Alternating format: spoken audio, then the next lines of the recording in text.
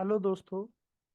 आज मैं आपको सिखाता हूँ कि कंप्यूटर के अंदर दिए जाने वाले प्रत्येक कैरेक्टर का एस्की कोड क्या हो। ठीक है। या हम उस कैरेक्टर को प्रत्येक कैरेक्टर के उस कोड को जान सकते हैं जो कंप्यूटर को डायरेक्ट समझ में आता है।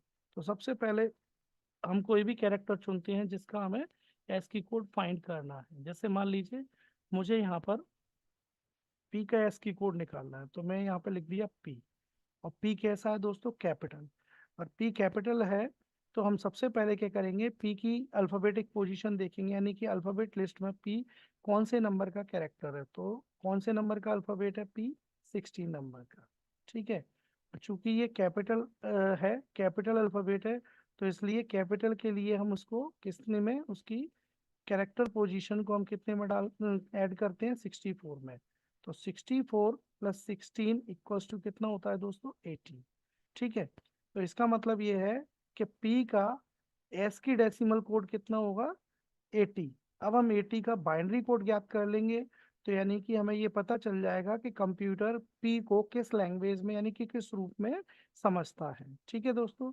तो मैंने आपको पहले भी बताया था कि जब भी हम किसी डेसिमल का कोड ज्ञात करते हैं, नहीं बाइनरी कोड ज्ञात करते हैं, तो हम सबसे पहले एक फॉर्मूला ड्रॉ करेंगे, और वो फॉर्मूला होगा हमारा राइट टू लेफ्ट, यानी कि हमारे दाहिने हाथ से हमारे बाएं ओर।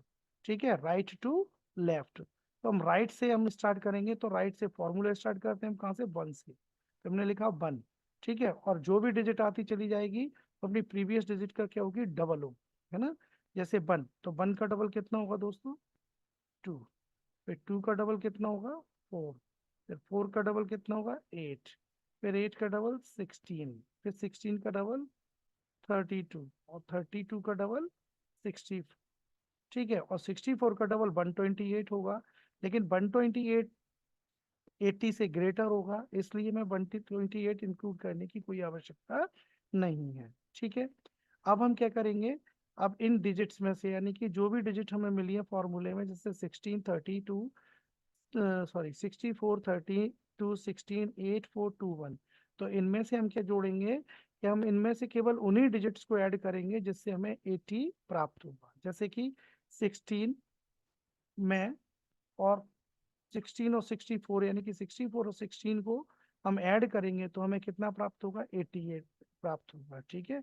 तो यानी कि केवल 64 और 16 को ऐड करने से 80 मिल जाएगा। तो इसका मतलब ये है कि हम 32, 8, 4, 2, 1 इनमें से किसी भी डिजिट को ऐड नहीं करेंगे। और दोस्तों जो डिजिट ऐड होती है उसको हम वन से रिप्रेजेंट करते हैं, और जो डिजिट ऐड नहीं होती उसको हम जीरो से रिप्रेजेंट करते हैं। यानी कि 32, 8421 ये सब कितने से रिप्रेजेंट होगा? जीरो से। और 64 और 16 दोनों, केवल ये दोनों ही डिजिट ऐड हो रही थी, इसलिए ये दोनों वन से ऐड होंगी। ठीक है। तो इसका मतलब हमारे जो पास जो कैपिटल पी था उसका कंप्यूटर कोड या बाइनरी कोड ये हो जाएगा 101 और 0000। ये हमारा बाइनरी एस की कोड होता है कैपिटल का। यानी कि आप जब भी कैपिटल पी को एंटर करोगे कंप्यूटर में, तो कंप्यूटर उसको इस रूप में समझेगा, इस रूप में। तो कंप्यूटर में पी के लिए कोड क्या होगा? 1010000। ठीक है। आशा करता हूँ आपको समझ में आया होगा। अगर इसमें कोई भी आपको कोई भी प्रॉब्लम होती है तो प्लीज़ मुझे कमेंट सेक्शन में बताएं। मैं अपनी उस कमी को दूर करने की कोशिश करूंगा। और अगर आपको अच्छा लगा मेरा वीडियो तो प्लीज़ लाइक एंड सब्सक्राइब करें और मुझे आगे बढ़ने का मौका दें। धन्यवाद।